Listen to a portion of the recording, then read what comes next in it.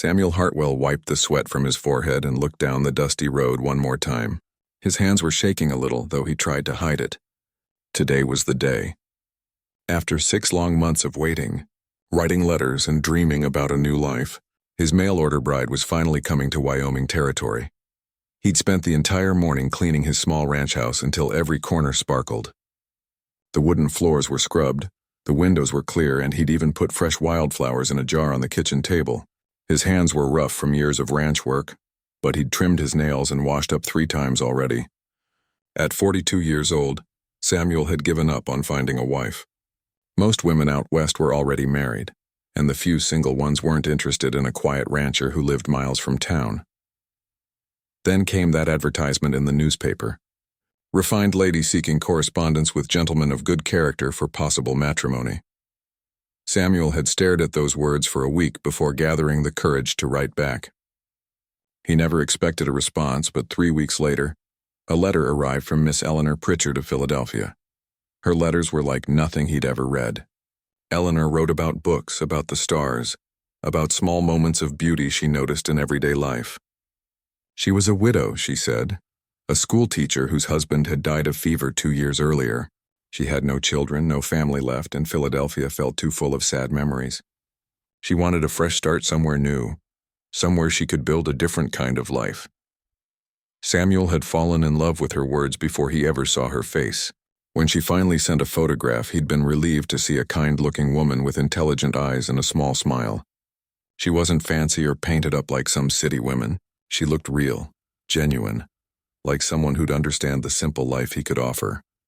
Now, 6 months after that first letter, she was on the stagecoach heading into town. Samuel checked his pocket watch for the 100th time. The coach was due any minute. He'd hitched up his wagon and ridden into town early, too nervous to wait at home. What if she didn't like him in person? What if he said something stupid? What if she took one look at his weathered face and dusty clothes and wanted to go straight back to Philadelphia? The sound of horses and wheels broke through his worried thoughts. Samuel's heart jumped into his throat as the stagecoach rolled down the main street, dust clouds following behind it. Other townspeople gathered around, curious as always when new folks arrived. Samuel stood off to the side, clutching the small photograph Eleanor had sent him. The coach driver climbed down and started helping passengers out. First came an older couple, probably heading to visit family. Then a traveling salesman with his sample cases. Samuel's eyes scanned each face, comparing them to the picture in his hand. Where was she? 2 more passengers climbed down, neither of them Eleanor. Samuel's stomach twisted. Had she missed the coach? Changed her mind? Then he saw someone else jump down from the back of the wagon, moving quick and nimble like a cat. This person wore men's clothing, dusty trousers and a loose shirt, with a wide-brimmed hat pulled low. At first Samuel thought it was just another cowhand passing through. But something made him look closer. The way this person moved, the build, the hands. This wasn't a man. The stranger lifted her head slightly, and Samuel caught sight of sharp, watchful eyes scanning the street like she was looking for danger. Her hair was cut short, much shorter than any respectable woman would wear it. Her clothes were travel-worn and practical, nothing like the modest dress he'd expected Eleanor to arrive in. Their eyes met across the dusty street. For a moment, neither moved. Then, to Samuel's complete confusion, the stranger started walking directly toward him. Every step was careful, deliberate, like she was ready to run at any second. Samuel Hartwell?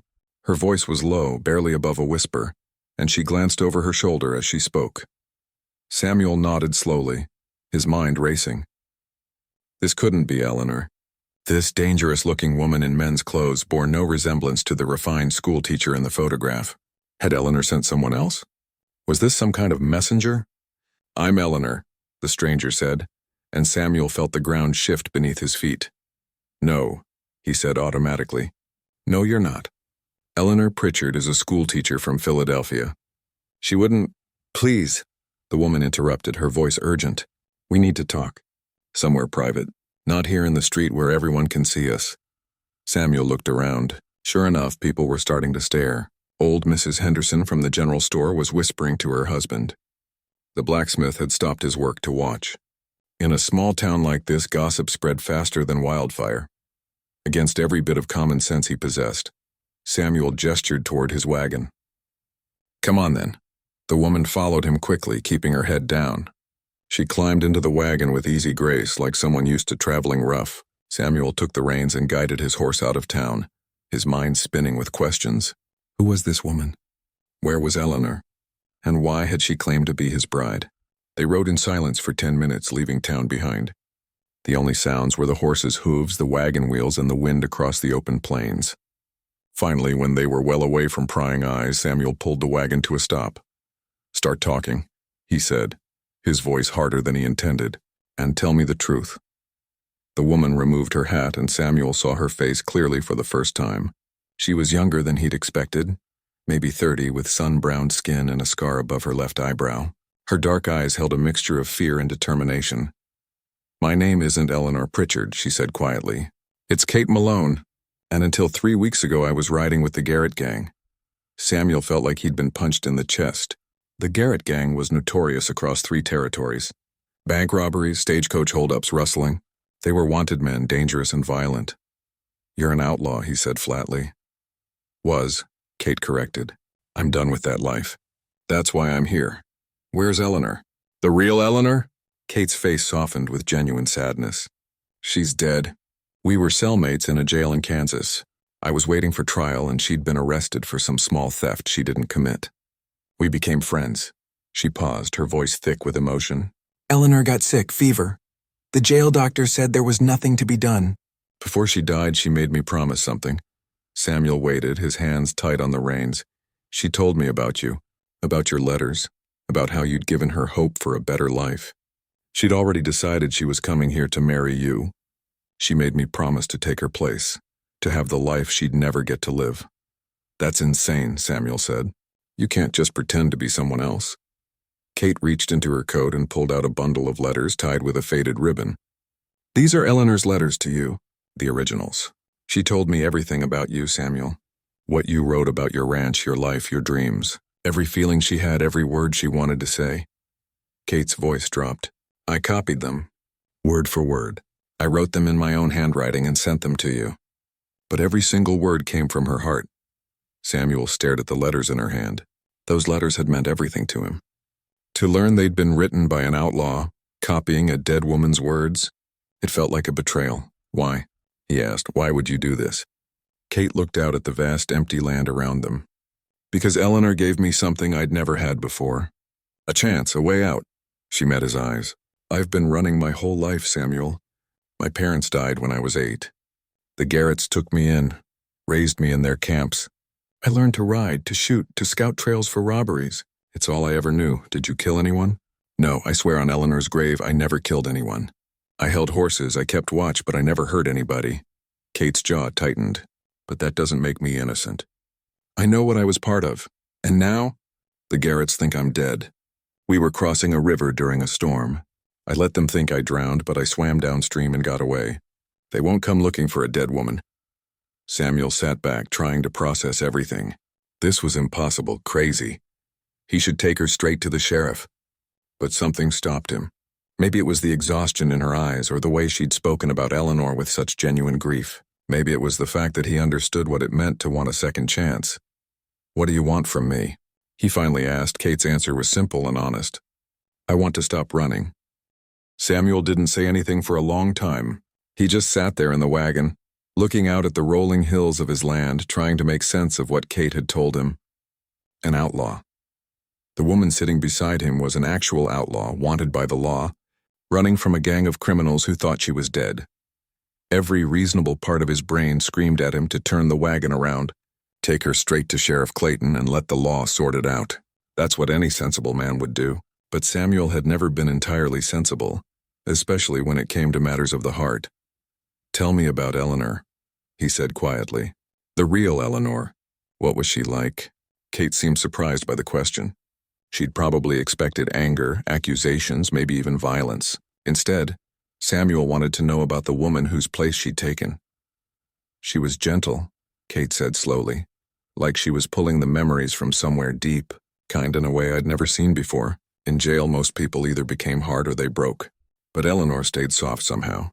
She'd share her food with others, even when she barely had enough. She'd tell stories to the younger girls who were scared.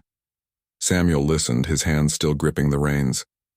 "She taught me to read better. Kate continued.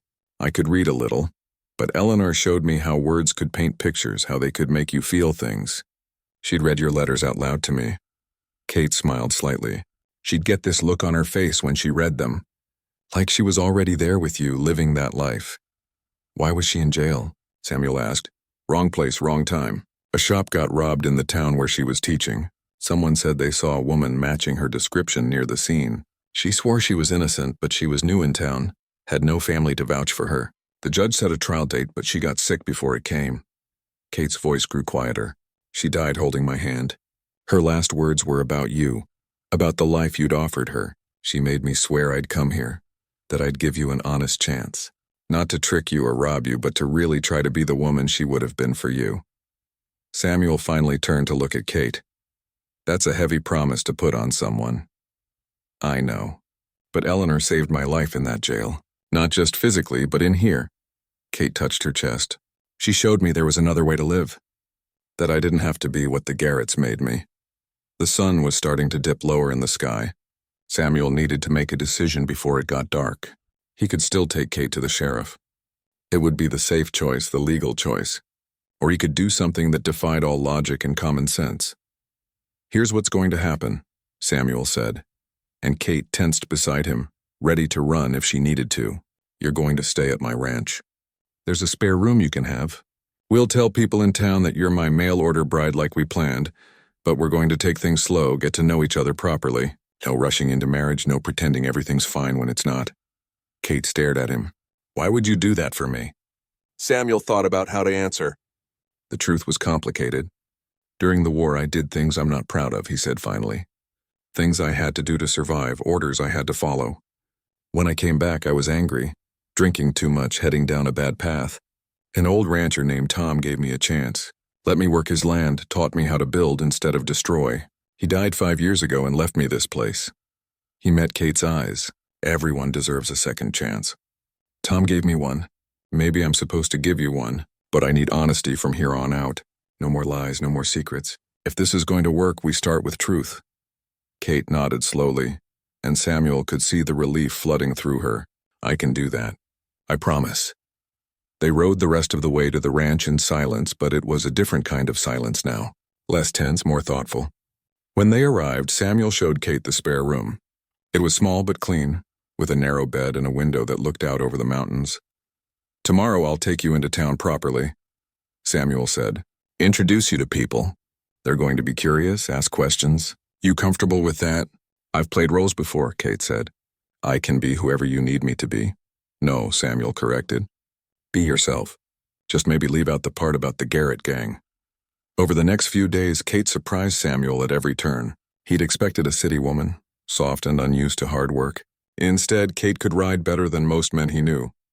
She could handle horses with an ease that came from years of practice, fix a broken fence line without being told how, and work from sunup to sundown without complaint. She was also quiet, watchful. Her eyes constantly scanned the horizon like she was expecting danger. At night, Samuel could hear her pacing in her room, restless and unable to sleep. Once he heard her cry out from a nightmare, and he'd stood outside her door unsure whether to knock or give her privacy. On the 4th day, Samuel took Kate into town to buy some supplies and introduce her around. She'd borrowed one of his mother's old dresses that he'd kept in a trunk. It was a bit outdated and didn't fit quite right, but it made her look more like a respectable woman and less like an outlaw on the run. At the general store, Mrs. Henderson greeted them with barely concealed curiosity. So this is your bride, Samuel? My, she's quite different from what I expected. Kate handled it smoothly.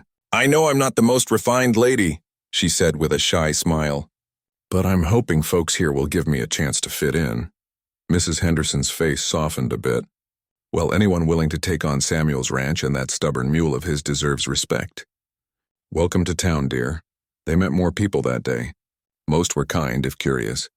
A few were openly skeptical, especially the gossipy types who had nothing better to do than speculate about other people's lives. But Kate played her part well, humble and friendly without giving too much away. On the ride back, Samuel noticed Kate seemed exhausted. You did good today, he said. Lying is easier when you've had practice, Kate replied, then winced.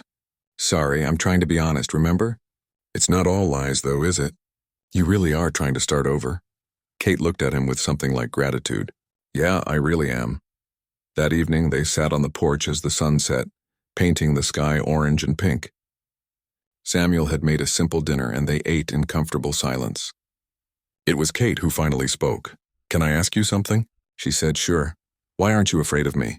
You know what I was. You know I've been with outlaws, done illegal things. Most men would have thrown me out or turned me in. But you're sitting here having dinner with me like it's the most natural thing in the world. Samuel thought about it. I am afraid, he admitted. But not of you exactly. I'm afraid of making the wrong choice, of getting hurt, of this whole thing blowing up in both our faces. He paused. But I'm more afraid of living my whole life playing it safe and never knowing what could have been. Kate smiled, a real smile this time, not the careful one she showed to townspeople. Eleanor was right about you. What do you mean? In her letters, she said you had a good heart. That you were the kind of man who'd do the right thing even when it was hard. Kate looked down at her hands. I didn't believe her at first. Thought she was just being hopeful. But she was right.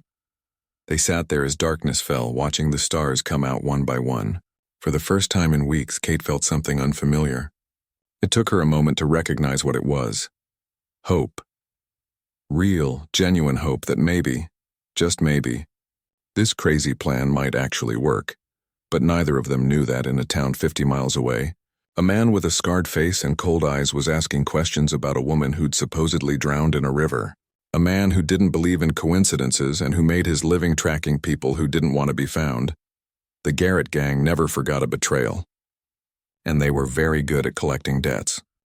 2 weeks passed, and Samuel found himself settling into a routine he'd never expected.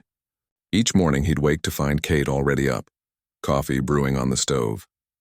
She was an early riser, probably a habit from her outlaw days when being alert could mean the difference between life and death. They'd work the ranch together during the day. Kate proved to be incredibly capable.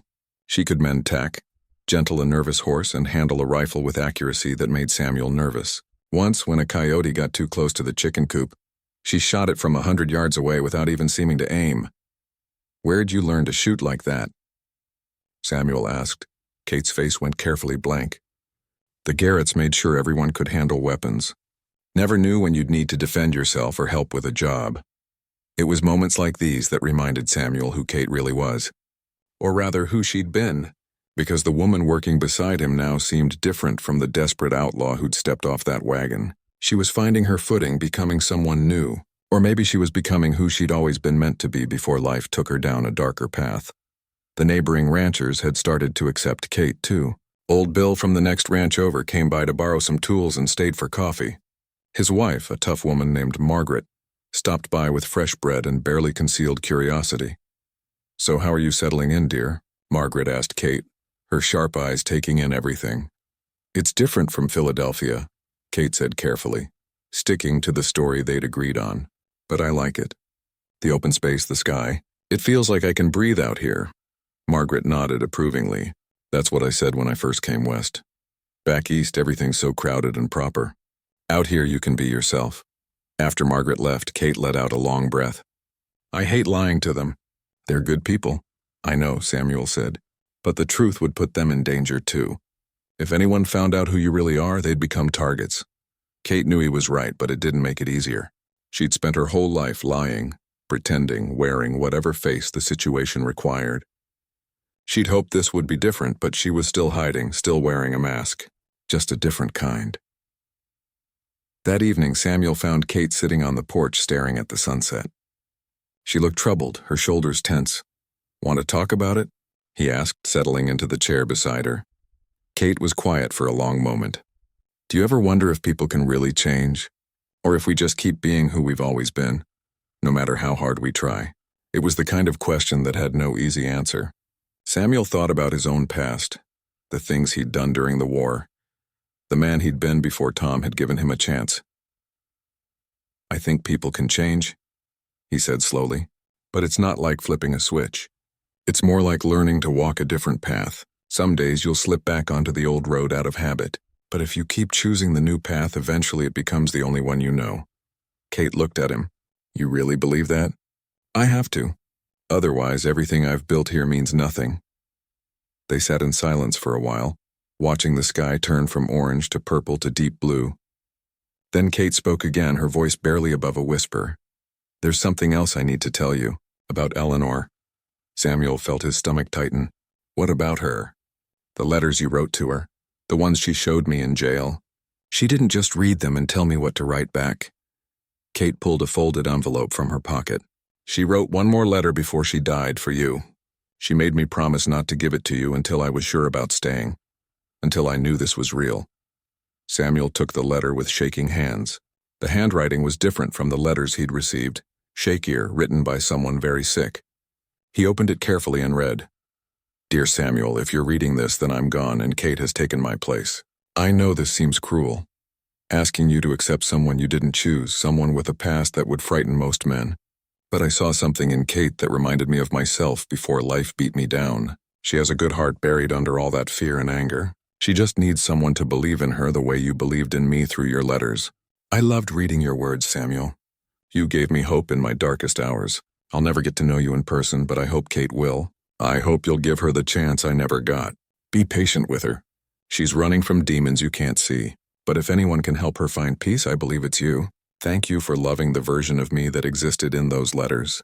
Now please, try to love the real woman who's standing in front of you. With all my hope, Eleanor." Samuel read the letter twice, then folded it carefully and put it in his pocket.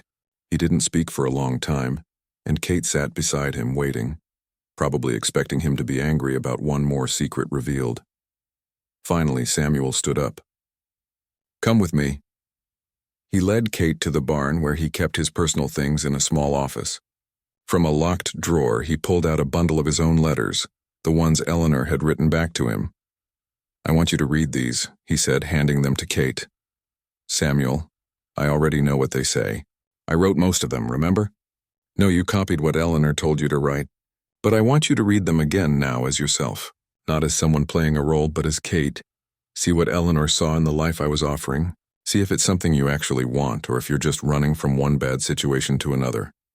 Kate took the letters, surprised. "You're not angry? About Eleanor's letter, about her setting all this up? She was dying and trying to save two people she cared about. You and a lonely rancher she'd never met who wrote her hopeful letters from Wyoming territory." Samuel smiled sadly. "How can I be angry about that?" Over the next few days, Kate read through all the letters Samuel had written to Eleanor. She read about his dreams for the ranch, his hope for a family, his quiet loneliness. She read about small victories and everyday struggles, and slowly she began to understand what Eleanor had seen. Samuel wasn't offering wealth or excitement. He was offering something Kate had never had: stability, peace, a chance to build instead of destroy, a place to call home. One evening, Kate found Samuel fixing a fence and sat down on a nearby rock to watch him work. "I read all the letters," she said. Samuel paused in his work. "And? I understand now why Eleanor wanted this for both of us. You're offering something rare, Samuel. A life where the past doesn't matter as much as what you do today. Is that what you want?" Kate thought about it honestly. "I'm still figuring out who I am without the Garretts, without the running and hiding. But yeah, I think it is. I want to wake up without checking over my shoulder. I want to work hard and sleep peacefully. I want to be someone who builds things instead of taking them." Samuel drove the last post into the ground and turned to face her. "Then let's make a real agreement. Not about pretending to be Eleanor. Not about playing roles for the town. Let's try being partners. Two people with difficult pasts trying to build something better." Kate stood up and held out her hand. "Partners." Samuel shook it, and something shifted between them. This wasn't about a mail-order bride arrangement anymore. This was something new, something real. But that night, Kate's nightmares came back worse than ever. Samuel heard her crying out and finally knocked on her door. "Kate? You okay?" The door opened and Kate stood there pale and shaking. "I keep dreaming about them finding me, about what they'll do to you if they figure out where I am." "Come on," Samuel said gently. He led her to the kitchen and made them both coffee, even though it was 3 in the morning. "Tell me about the Garretts, all of it. No more holding back." So Kate told him everything, about growing up in their camps, about the job she'd been part of, about the violence she'd witnessed. She told him about Jacob Garrett, the gang leader, and how he treated betrayal like the worst sin imaginable. She told him about the fake drowning, and how she'd hidden in a barn for 3 days, terrified someone would find her. Samuel listened to it all without judgment. When she finished, he refilled her coffee. "You did what you had to survive," he said simply, "and now you're doing what you need to do to live. There's a difference. What if they find me? Then we deal with it. Together." Kate looked at this man who barely knew her, who had every reason to turn her away, yet kept choosing to stand beside her. "Why do you have such faith in me?" Samuel thought about Eleanor's letter, about Tom who'd saved him, about all the second chances that had led him to this moment. "Because someone has to," he said simply, "and I'm glad it gets to be me." The morning after their late-night conversation, Samuel and Kate began working on what they called their agreement. They sat at the kitchen table with coffee between them, talking honestly about what this arrangement would really mean. "I'm not asking you to be someone you're not," Samuel said, "but we need to figure out how this works. The town thinks you're my mail-order bride. Eventually, they're going to expect us to get married properly with a preacher and everything." Kate wrapped her hands around her coffee cup. "And what do you expect?" "Time," Samuel said simply. "Time for us to know each other as real people, not characters in letters. Time for you to decide if this is truly what you want, and not just the first safe place you found." Kate appreciated his honesty. Most men would have taken advantage of the situation, pressured her into a quick marriage while she was vulnerable. But Samuel was different. "What if I can't be the wife you imagined?" she asked quietly. Eleanor was educated, refined. "I can barely write properly. I've never cooked a fancy meal or run a proper household." Samuel almost laughed. "Kate, I'm a rancher in Wyoming Territory. I don't need fancy meals or a perfect house. I need someone who can survive out here, work hard, and be honest with me. You're already doing all that." Over the next few weeks, they fell into a rhythm that felt almost natural. Samuel taught Kate about running the ranch properly, not just the rough skills she'd picked up with the Outlaws. He showed her how to keep books, track expenses, plan for different seasons. Kate soaked it all up like dry ground after rain. In return, Kate taught Samuel things he'd never expected to learn. She had a sharp eye for reading people, for noticing when something was off. Once a traveling trader came by selling tools, and Kate immediately pulled Samuel aside. "Don't buy from him," she whispered. "He's marking up prices 3 times what they're worth, and those tools are cheap quality. He's betting you're isolated enough not to know better." Samuel listened, and sure enough, when he questioned the trader more closely, the man's story fell apart. He left in a hurry, angry at losing an easy mark. "How did you know?" Samuel asked. Kate shrugged. "The Garretts ran cons too, not just robberies. You learned to spot other con artists." It was strange, learning to appreciate skills that came from a criminal life. But Samuel was starting to understand that Kate's past, while dark, had given her abilities that were useful in their own way. She could track, hunt, and spot trouble coming from miles away. She could negotiate, read situations, and think on her feet. One day, Bill from the neighboring ranch rode over with his teenage son, Tommy. The boy had gotten himself into some trouble in town, gambling and losing money he didn't have to some rough characters passing through. "They're saying he owes them $50, Bill said, his face worn with worry. "I don't have that kind of money lying around, and these men don't look like they'll wait kindly." Samuel was about to offer to help when Kate spoke up. "Describe these men to me." Bill did, and Kate's face went hard. "Those aren't honest gamblers. They're running a rigged game. Your son never had a chance to win. Can you prove it?" Samuel asked. "Maybe. Let me go into town with you. I might recognize their setup." They rode into town that afternoon, and Kate watched the men playing cards outside the saloon. After observing for 20 minutes, she pointed out subtle signals they were giving each other, the way they manipulated the deck, the patterns in their betting. Samuel brought Sheriff Clayton over, and Kate explained what she'd seen in language the lawman understood. Clayton watched the game himself, caught them cheating, and ran them out of town. Tommy's debt was declared void. Bill was grateful beyond words. "How'd you spot that so quick?" he asked Kate. She smiled carefully. "My father liked cards. He taught me all the tricks before he died." It wasn't entirely a lie. The Garretts had taught her every cheating method in existence. But she was using that knowledge for good now, and that felt different. Better. Word spread about how Samuel's new bride had helped young Tommy.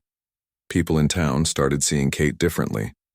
She wasn't just the mysterious mail-order bride anymore. She was becoming part of the community, someone useful and smart, but with increased acceptance came increased scrutiny. Margaret from the neighboring ranch started visiting more often, bringing other ranch wives with her. They wanted to welcome Kate properly, include her in their social circle. "We have a quilting circle every Thursday," Margaret said warmly. "You should join us. It's a good way to get to know the other women." Kate's face must have shown her panic because Samuel quickly interjected, "Kate's still settling in. Maybe in a few weeks?" After the women left, Kate paced the kitchen like a caged animal. "I can't sit in a circle sewing and gossiping, Samuel. What if I say the wrong thing? What if they ask questions I can't answer? Then we'll teach you," Samuel said calmly. "My mother's sewing kit is still here. I'll show you the basics. You know how to sew? A man living alone learns all sorts of skills. Besides, you don't have to be perfect at it. You just have to try." So Samuel taught Kate basic stitching, and they laughed together as she pricked her finger for the 10th time. It was a simple moment, domestic and peaceful, and Kate realized she was happy, genuinely happy, not just relieved or safe, but actually content. That evening, as they sat on the porch watching the sunset, Kate spoke the words that had been building inside her for weeks. "I think I'm falling in love with you." Samuel turned to look at her, surprise clear on his face. Kate rushed to continue, "I know that's not what we agreed to. I know this was supposed to be practical, a partnership giving each other time. But I can't help how I feel. You've been kinder to me than anyone in my whole life. You make me want to be better, do better, and I just thought you should know, even if you don't feel the same way." Samuel was quiet for a long moment and Kate's heart sank. She'd said too much, pushed too hard. But then Samuel reached over and took her hand. "I've been falling for you too," he admitted. "I tried not to. Tried to keep this practical and sensible. But somewhere between teaching you to keep books and watching you face down those card sheets, I stopped seeing Eleanor's replacement and started seeing you. Just Kate, and I like what I see." Kate felt tears prick her eyes.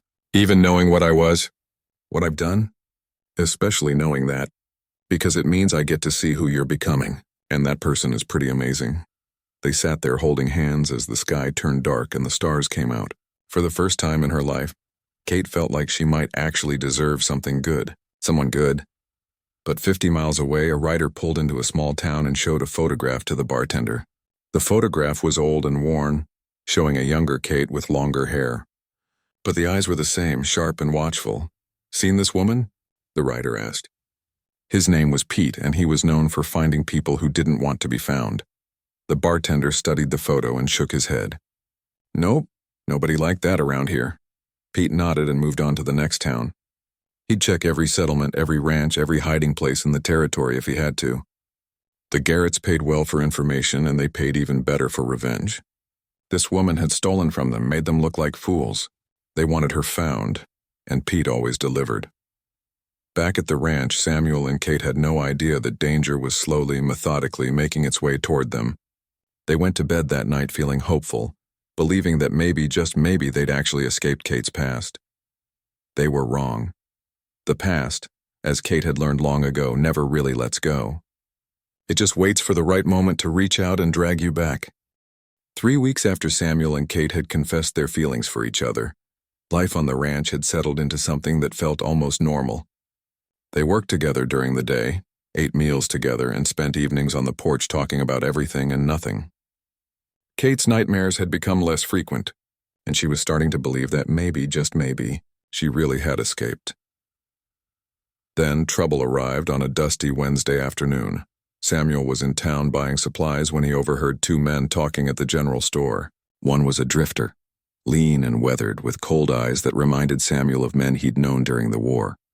Men who killed without losing sleep over it. "Looking for someone," the drifter was saying to Mrs. Henderson. "Woman, about 30, dark hair, good with horses, might have come through here a few months back." Mrs. Henderson's face showed nothing but polite disinterest. "Lots of people pass through here, mister. Can't say I remember anyone like that."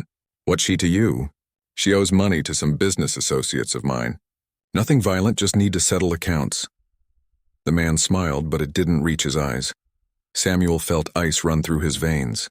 He moved closer, pretending to examine some tools while listening carefully. "Might have gone by the name Kate," the drifter continued. "Or maybe she changed it. Some folks think she drowned in a river crossing, but I'm not convinced. Woman like that? She'd find a way to survive. Well, I'm sorry I can't help you, Mrs. Henderson said firmly. Now, if you're not buying anything, I've got work to do. The drifter tipped his hat and left. Samuel waited a few minutes, paid for his supplies quickly, and hurried back to the ranch. His mind was racing. How had they found her? Kate said the Garretts thought she was dead. What had changed? He found Kate in the barn, brushing down one of the horses. The moment she saw his face, she knew something was wrong. What happened? Samuel told her about the man in town, describing him in detail. Kate's face went pale and she grabbed the stall door to steady herself. That's Snake-Eye Pete, she whispered. He's a tracker. The Garretts use him when they want someone found. He's good at it too. He once tracked a man across 3 territories. How did they know to look for you? You said they thought you drowned. Kate's hands were shaking. I don't know. Maybe someone saw me get on that stagecoach. Maybe they found Eleanor's body and put pieces together. Or maybe Jacob Garrett just didn't believe I was dead and sent Pete to be sure. What do we do? I run, Kate said immediately. I pack up and leave tonight. If I'm not here, you're safe. They'll move on eventually. No, Samuel's voice was firm. We're not doing that. Samuel, you don't understand what these men are like. If they find out you've been hiding me, they'll burn this ranch to the ground. They'll hurt you just to get to me. Then we go to the sheriff. Tell him everything. Kate laughed bitterly. And say what? That I'm a wanted outlaw? That I've been lying to everyone since I got here? Even if Clayton believes us, even if he wants to help? One sheriff against the Garrett gang? That's a death sentence for everyone involved. Samuel grabbed her shoulders, forcing her to look at him. I'm not letting you run. Not alone. If you leave, I'm coming with you. We'll both start over somewhere else. I can't ask you to give up your ranch your whole life. You're not asking. I'm choosing. Samuel's eyes were fierce. Besides, running won't solve anything. They'll just keep looking. We need to end this, not avoid it. Kate wanted to argue, but she could see Samuel wasn't going to change his mind. And if she was honest, she was tired of running. For once in her life, she wanted to stand and fight. Okay, she said finally. We tell Clayton. But if this goes bad, if they come after you because of me, I'll never forgive myself. Then we better make sure it doesn't go bad. They rode into town together that evening. Sheriff Clayton was in his office, going through wanted posters. He looked up in surprise when they entered. Samuel, Kate, what brings you by so late? Samuel closed the door behind them. We need to talk to you about something serious. And we need you to hear us out before you make any decisions. Clayton's expression grew wary, but he gestured to the chairs in front of his desk. All right, I'm listening. Kate took a deep breath and told him everything. About the Garrett gang, about her real name, about Eleanor and the fake identity. She told him about escaping, about taking Eleanor's place, about trying to build a new life. When she finished, the office was silent. Clayton leaned back in his chair, studying them both. That's quite a story. It's the truth, Samuel said. And now the Garretts have sent someone to find her. I saw him in town today asking questions. Snake-Eye Pete, Clayton said, and Kate's head snapped up in surprise. Yeah, I know who he is. Saw him at the saloon earlier, making inquiries. The sheriff looked at Kate. You never killed anyone? No, sir. I held horses, scouted routes, kept lookout. But I never pulled a trigger on another person. And you're done with that life? For real? Yes, more than anything. I just want to live quietly, work hard, and not hurt anyone. Clayton was quiet for a long moment, thinking. Then he stood and walked to his window, looking out at the town. The Garretts have been a problem for years. Robbed banks in 3 territories, killed at least 6 people that we know of. We've tried to catch them, but they're smart and well organized. He turned back to face them. If they come here looking for you, it's not just your problem. It becomes this town's problem. They're dangerous and they don't care who gets hurt. I know, Kate said quietly. That's why I should leave. Or, Clayton said slowly, we could use this as an opportunity. They want you. If you're here, they'll come. And when they do, we'll be ready. Samuel stood up. You want to use her as bait? I want to end the Garrett gang's reign of terror. And if they're coming here anyway, we might as well be prepared. Clayton looked at Kate. But it's your choice. You can run, try to disappear again, or you can help us finish this. Kate thought about all the people the Garretts had hurt over the years.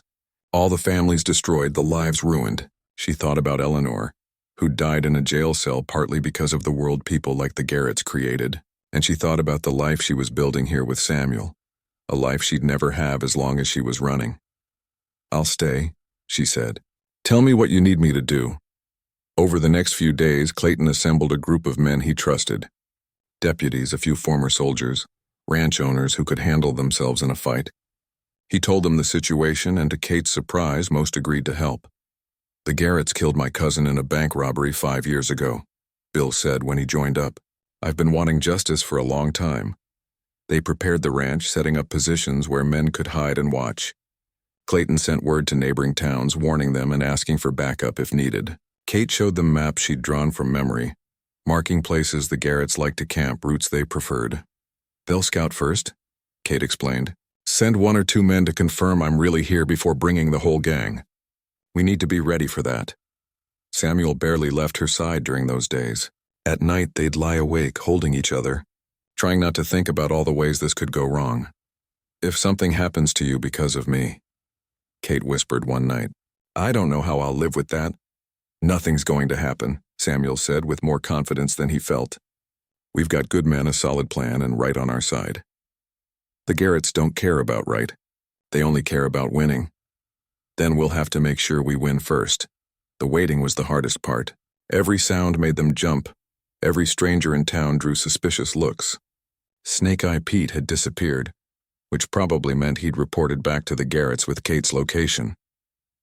4 days after they'd talked to Clayton, one of the ranch hands keeping watch spotted riders in the distance. 5 men, moving slow and careful, stopping frequently to scan the area. The message went out quickly. The Garretts were coming. Kate stood at the window of the ranch house watching those distant figures. Her past was riding toward her, and this time there was nowhere left to run. She could either face it head-on or lose everything she'd built. "You ready for this?" Samuel asked, coming to stand beside her. Kate loaded her rifle with steady hands. "As ready as I'll ever be." The shadows from her past had finally caught up. Now it was time to see if the life she'd found was worth fighting for. The 5 riders took their time approaching. They weren't rushing, weren't trying to surprise anyone. That's what made them so dangerous. They knew Kate was here, and they wanted her to know they were coming. It was a power move, a way of saying they weren't afraid of anything waiting for them. Samuel stood beside Kate at the window, both of them watching those figures grow closer. Around the ranch, hidden in the barn behind water troughs in the hayloft, were 12 men, including Sheriff Clayton. Good men who'd agreed to face down one of the most dangerous outlaw gangs in the territory. "That's Jacob Garrett in front," Kate said quietly, pointing to the lead rider, the one with the black hat. "He's smart, careful, and absolutely ruthless. Never makes a move without thinking 3 steps ahead." "Who else?" "The big one on the left is Hank. He's Jacob's enforcer, does the dirty work. Not smart, but loyal and mean as a snake. The thin one next to him is Wesley. He's their safe cracker. Not much of a fighter, but he'll have a gun. Don't know the other 2. Jacob must have picked up new men since I left." Samuel could feel Kate trembling slightly beside him. Not from fear exactly, but from the tension of facing the people who'd defined her entire life. These men had raised her, taught her everything she knew, and now she was about to betray them completely. "You okay?" he asked softly. "No," Kate admitted, "but I will be." The riders stopped about 50 yards from the house, spreading out in a line. For a long moment, nobody moved. Then Jacob Garrett's voice rang out, clear and commanding. "Kate Malone, I know you're in there. Come on out so we can talk like civilized people." Kate took a deep breath and stepped out onto the porch, rifle held loosely at her side. Samuel was right behind her, his own weapon ready. She could feel all those hidden eyes watching, waiting for the signal to act. "Jacob," Kate called back, "you've wasted your time riding out here." Jacob smiled, though there was no warmth in it. "Have I? Because from where I'm sitting, I found exactly what I was looking for. A dead woman who somehow isn't dead anymore. I'm not part of your gang anymore. I'm done with that life." "That's not how this works, Kate. You took an oath. Blood in, blood out. Those were the rules you agreed to." Jacob's voice hardened.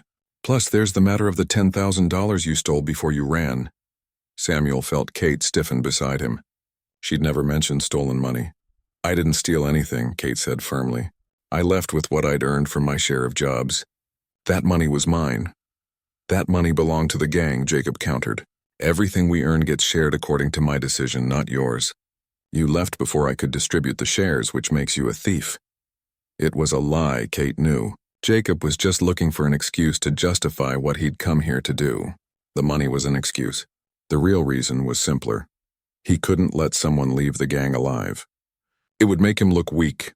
"I'm not coming back, Jacob, and I'm not alone here. This is Samuel Hartwell's ranch, and you're trespassing on his property."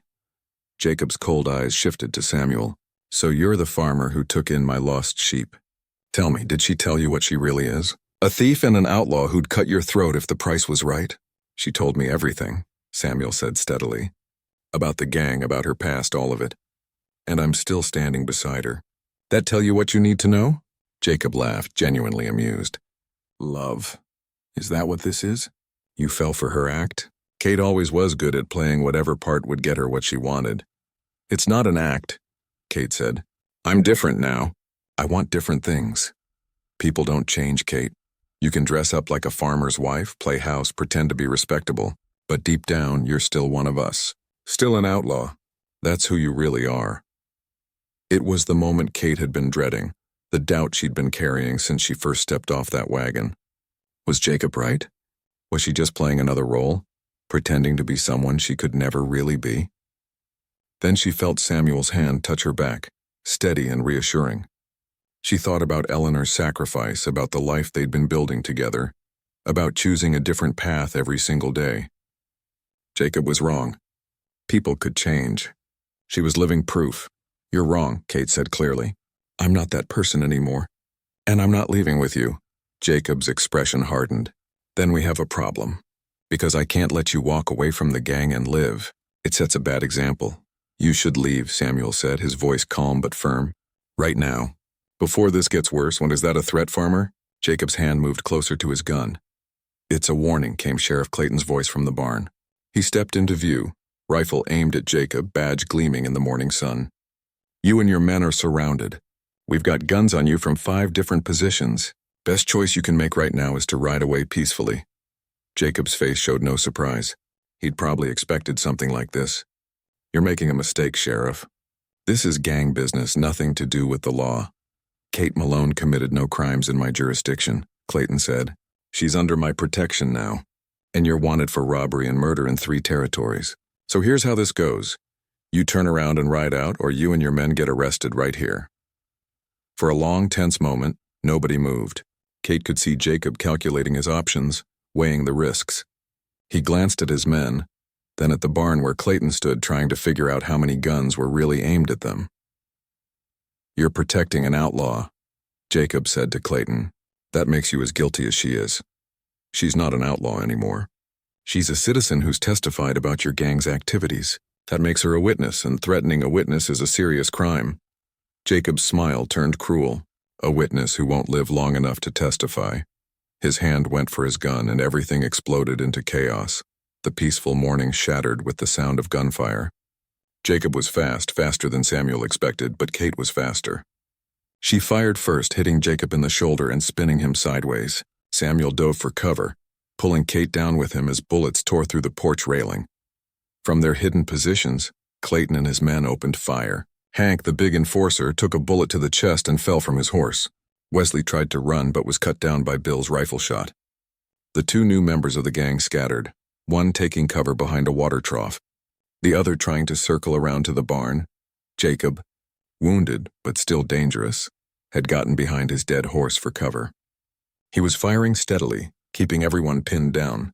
"You made your choice, Kate," he shouted between shots. "No turning back now." Kate knew he was right. This moment had been coming since the day she'd decided to leave. There was no going back, no making peace. This ended with either the Garretts dead or captured, or with her and Samuel in the ground. She moved before she could overthink it, rolling off the porch and using the cover of the house to circle around. Samuel called her name, but she was already moving, using every trick she'd learned in her outlaw days. Jacob was focused on the men in front of him. He didn't see Kate approaching from the side until she was 10 feet away, rifle aimed at his head. "It's over, Jacob," she said. He turned slowly, hand still on his gun. Blood stained his shirt from the shoulder wound, but his eyes were clear and alert. "You going to shoot me, Kate? I'm the closest thing to family you ever had. You're not family. You're a slave master who kept me trapped in a life I never chose. I gave you purpose and skills. Without me, you'd be nothing. Without you, I might have had a real life, a real family. You stole that from me when I was 8 years old." Jacob's hand twitched toward his gun and Kate fired. The bullet hit his gun hand, sending the weapon flying. He screamed in pain, clutching his shattered fingers. Within minutes, it was over. Jacob and one other gang member were wounded and captured. 2 were dead, including Hank. The 5th man had fled on horseback, likely to never be seen again in these parts. Clayton approached Jacob, who sat on the ground, clutching his wounded hand and shoulder. "Jacob Garrett, you're under arrest for robbery, murder, and attempted murder. You'll hang for this." Jacob looked past Clayton to Kate. "You think you've won? You think you can just become a different person? They'll never accept you. You'll always be an outlaw, always be looking over your shoulder." Kate met his eyes without fear. "Maybe, but at least I'll be free." As Clayton and his men loaded the prisoners onto a wagon, Samuel found Kate sitting on the porch steps, her rifle across her knees. She was shaking now that the adrenaline was fading. "Is it really over?" she asked. Samuel sat beside her and pulled her close. "The shooting part is, but there'll be questions, maybe a trial where you'll need to testify. And after that we get back to building our life together. No more hiding, no more running. Just us and this ranch and whatever future we make." Kate leaned against him, feeling the weight of years of fear finally lifting. She'd faced her past and survived. Now she could finally start looking forward. The aftermath of the shootout was messy and complicated. Dr. Henderson came out to the ranch to tend the wounded, both friend and enemy. Kate had taken a bullet that grazed her shoulder. Nothing serious, but painful enough. Samuel had a few cuts from flying splinters when bullets hit the porch, but he was otherwise fine. 2 of Clayton's deputies had minor wounds, but everyone on their side would recover. The same couldn't be said for the Garrett gang. Hank and Wesley were dead. Jacob and his remaining man were wounded and headed for trial. The 5th member who'd fled was still out there somewhere, but Clayton didn't think he'd be back. "Men like that are cowards at heart," the sheriff said. "Once the gang's broken, he'll find someone else to follow. He's not brave enough to come back for revenge alone." As Doc Henderson stitched up Kate's shoulder in Samuel's kitchen, she could hear people talking outside. The ranch was full of men who'd risked their lives to protect her, and she couldn't quite believe it. "Why did they do it?" she asked Samuel, who sat beside her holding her uninjured hand. "Why would they risk everything for someone like me?" "Because you're part of this community now," he said simply. "And we take care of our own." But it wasn't that simple, and they both knew it. Over the next few days, as word spread about what had happened, the town's reaction was mixed. Some people saw Kate as a hero who'd helped bring down a dangerous gang. Others saw her as an outlaw who'd brought violence to their peaceful community. Mrs. Henderson from the general store stopped speaking to them entirely. A few of the ranch wives who'd been warming up to Kate suddenly became cold and distant. At church on Sunday, several families moved to different pews, putting distance between themselves and Kate. It hurt more than Kate wanted to admit. She'd finally found a place where she belonged, and now half the town wanted nothing to do with her. She sat in the church pew beside Samuel, feeling everyone's eyes on her back, hearing the whispers. After the service, as they were leaving, the preacher, Reverend Thomas, stopped them. Kate braced herself for judgment, but the old man's eyes were kind. "I heard what happened at your ranch," he said. "I also heard the whole story about who you were and who you're trying to become." He paused, choosing his words carefully. "The Bible tells us that no one is beyond redemption, that every soul deserves a chance to turn from darkness to light. I believe that applies to you, Kate." Kate felt tears prick her eyes. "Thank you, Reverend. But," he continued gently, "redemption isn't easy. It's not just about wanting to change. It's about proving through your actions day after day that the change is real. Some folks in this town won't ever accept you. You need to be prepared for that." "I know," Kate said quietly. "The question is, are you willing to stay anyway? To keep trying, even when it's hard, even when people judge you?" Kate looked at Samuel, then back at the Reverend. "Yes, this is my home now. I'm not running anymore." Reverend Thomas smiled. "Good. Because I think you've got more friends here than you realize." He was right. That afternoon, Bill and Margaret showed up at the ranch with fresh bread and a basket of vegetables from their garden. "Don't pay attention to the gossips," Margaret said firmly. "Half of them have never done a brave thing in their lives." You stood up to those outlaws when you could have run. That takes courage. I brought violence to your town, Kate protested. People could have been hurt because of me. People were already being hurt by the Garretts, Bill said. Just not our people. But that doesn't make it less wrong. You helped stop them. That's something to be proud of, not ashamed of. Other supporters showed up over the next few days. Young Tommy, the boy Kate had helped with the card cheats, brought a hand-carved wooden horse he'd made for her. Several of the men who'd fought alongside them stopped by to check on Kate's recovery and assure her they didn't regret their choice. Most surprising was Sheriff Clayton, who came by with news about the trial. The territorial judge wants to hear your testimony about the Garrett gang's activities, he said. With Jacob wounded and his gang broken, they're ready to move fast on this trial. Should be within the month. Kate's stomach twisted with anxiety. Will I be charged with anything? Clayton shook his head. I spoke to the prosecutor. Given everything that happened, given that you helped bring them in and testified about their crimes, they've agreed not to press charges against you. Far as the law is concerned, your cooperation earned you immunity. Just like that. Kate couldn't believe it. Well, not exactly. You'll be on probation for a year. You step out of line even once and the immunity goes away. But if you stay clean, keep being a good citizen, after a year it's like it never happened. Fresh start, legal and official. Kate looked at Samuel, hardly daring to hope. It's really over? I'm really free? You're really free, Clayton confirmed. Though I'd appreciate it if you stuck around these parts. We could use someone with your skills helping out from time to time. Legal-like, of course. After Clayton left, Kate stood on the porch staring out at the land she'd come to love. The mountains in the distance, the wide open sky, the peaceful quiet of ranch life. It was everything she'd never dared to dream about. Samuel came up behind her, wrapping his arms around her waist. So what do you think? You willing to stay here? Build a real life with me? Kate turned in his arms to face him. Samuel, I need to ask you something, and I need you to be honest. Always. Do you still see her when you look at me? Eleanor, am I always going to be a replacement for the woman you really wanted? Samuel cupped her face gently in his hands. I see you, Kate, just you. Eleanor gave me hope through her letters, and I'll always be grateful for that. But you're the one who's here, the one who stayed, the one who fought for this life. You're not a replacement for anyone. You're exactly who I want. Even though I'm difficult and broken and come with more baggage than any sensible man would want to deal with, Samuel smiled. Especially because of that. You're real, Kate. You've lived, survived, fought. You're not some fantasy from letters.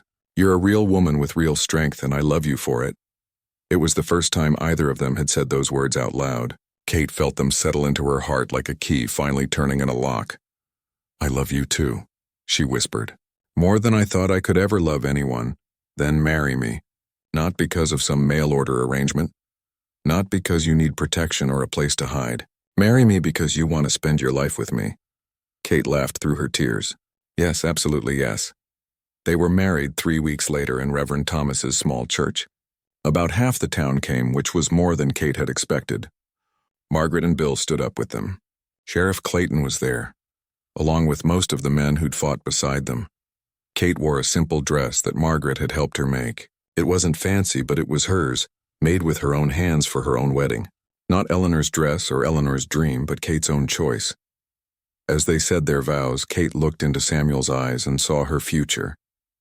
A future she'd earned, fought for, and chosen. Not a life she'd stolen or pretended her way into, but one she'd built honestly from the ground up. When the Reverend pronounced them husband and wife, Samuel kissed her, and Kate felt something she'd never experienced before. Complete absolute freedom, not the false freedom of the open road and running from the law, but the real freedom of belonging somewhere, being known fully, and being loved anyway. At the reception afterward, Margaret pulled Kate aside.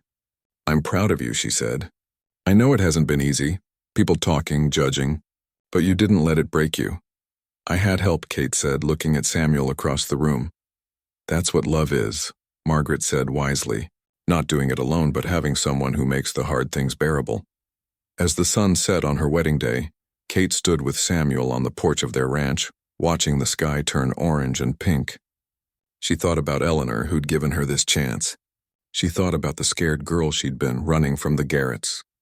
And she thought about the woman she'd become, who'd chosen to stand and fight instead of run. What are you thinking about? Samuel asked. That I'm exactly where I'm supposed to be, Kate said. Finally. And for the first time in her life, she truly believed it. 6 months had passed since the wedding, and Kate woke to the familiar sounds of ranch life. Birds singing outside the window, the distant lowing of cattle and the smell of coffee brewing downstairs. She smiled, stretching in the warm bed, still amazed that this was her life now. She got up and dressed in her work clothes, practical trousers and a simple shirt.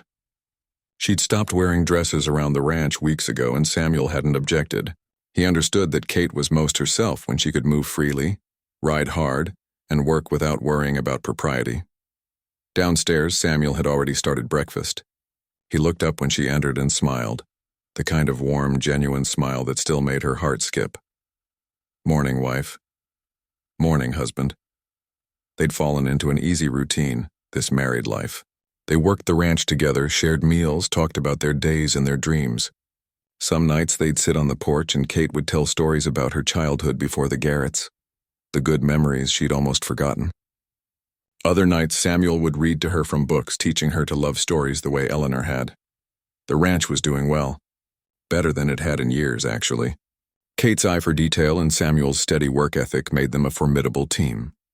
They'd expanded their herd, fixed up the barn, and even hired a young ranch hand named Tommy, the same boy Kate had helped months ago. Tommy was a good kid, eager to learn, and grateful for the chance. He reminded Kate of herself at that age, looking for guidance and a place to belong. She and Samuel had become unofficial guardians to him, teaching him the ranch work and making sure he stayed on the right path. The town had gradually come to accept Kate. Not everyone, not completely, but enough. Mrs. Henderson had thawed considerably after Kate helped deliver her grandchild during a difficult birth, using skills she'd picked up living rough on the trail. The baby might not have survived without Kate's quick thinking, and Mrs. Henderson never forgot it. Kate had even joined Margaret's quilting circle, though she was still terrible at sewing. The women gathered weekly, and while some still held Kate at arm's length, others had become genuine friends. They shared recipes, gossip, advice about dealing with stubborn husbands and difficult cattle. "You've come a long way from the scared woman in men's clothes who jumped off that wagon," Margaret had told her recently. Kate had laughed. "I'm still scared sometimes, just better at hiding it." "That's not what I meant. You're not hiding anymore. You're living. There's a difference," it was true. Kate had stopped looking over her shoulder every moment. The trial had gone exactly as Sheriff Clayton predicted. Jacob Garrett was sentenced to hang for his crimes. The other surviving gang member got 20 years in prison. The stories Kate told about their robberies and violence had helped convict them.